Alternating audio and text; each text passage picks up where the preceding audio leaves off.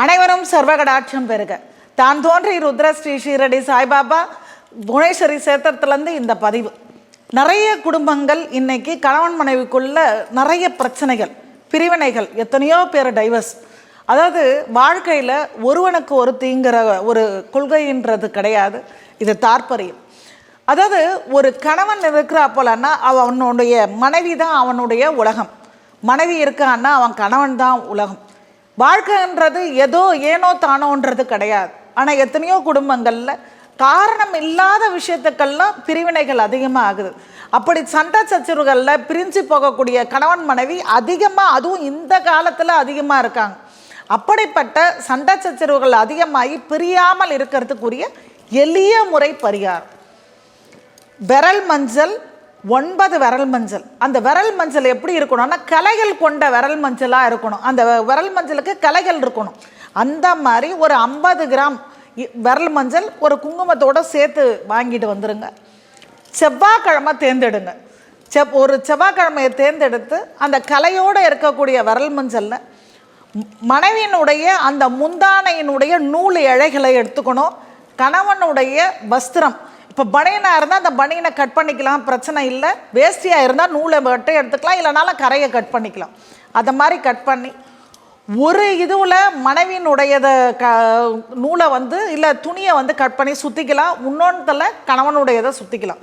சுற்றி முடிச்சுட்டு 2 மஞ்சளையும் ஒன்றா சேர்த்து 2 பேருடைய இதுவையும் வச்சு முதல் தனித்தனியாக சுற்றுறீங்க.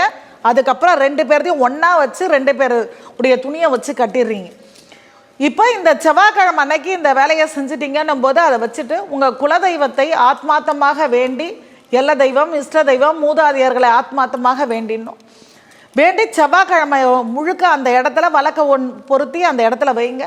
புதன்கிழமை காலையில் புற்று உள்ள கோயில், அதாவது நாகாத்தம்மன் ஆலயம் இல்லை புத்து உள்ள கோயிலாக பார்த்து அந்த ஆலயத்துக்கு போய் புற்றினுடைய வாய்ப்புறம், கொஞ்சம் அகலமாக இருக்கக்கூடிய வாய்ப்புறத்தில் ஆத்மார்த்தமாக வேண்டி இந்த 2 மஞ்சளையும் உங்கள் துணியை வச்சு சுற்றிருக்கீங்க இல்லையா, புத்துக்குள்ளே போட்டுருங்க.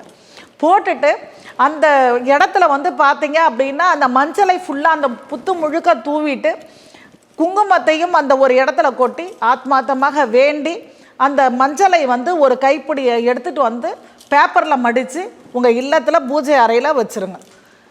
வேலைக்கிழமை அன்னைக்கு காலையில் அந்த மஞ்சளை குளிக்கக்கூடிய ஜலத்தில் கலந்து ஆணாக இருந்தாலும் பெண்ணாக இருந்தாலும் குளிச்சுருங்க.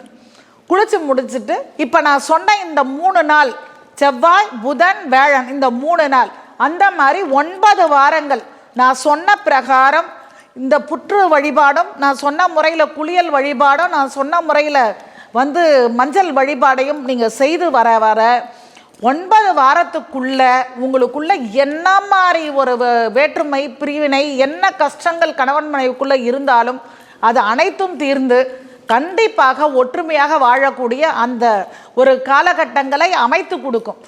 அவரு கோபமாக இருந்தாலும் அவருக்கு கோபம் தனியும், உங்களுக்கு புரிதல் இல்லைனாலும் உங்களுக்கு அதனுடைய விஷயங்கள் புரிய ஆரம்பிக்க 2 பேரும் அந்யோன்யமாக மனமொத்த தம்பதியாக வாழக்கூடிய அந்த அனுகிரகம் கிடைக்கும். இது ரொம்பவும் எளிய முறை. காரணம் எதனால் அப்படின்னா சர்ப்பத்தினுடைய தார்க்கம், பித்ருனுடைய நீச்சம், இது இருக்கக்கூடியவங்களுக்கு தான் கணவன் மனைவிக்குள்ள பிரிவினை வரும். அந்த பிரிவினையை போக்கக்கூடிய வழிபாடு தான் இந்த சிறப்பான இந்த வழிபாடு. இந்த வழிபாடை செய்து பாருங்கள், கண்டிப்பாக உங்கள் வாழ்க்கையில் வளமும் இருக்கும், நலமாக இருக்கும். ஜெய் சாய்ராம்.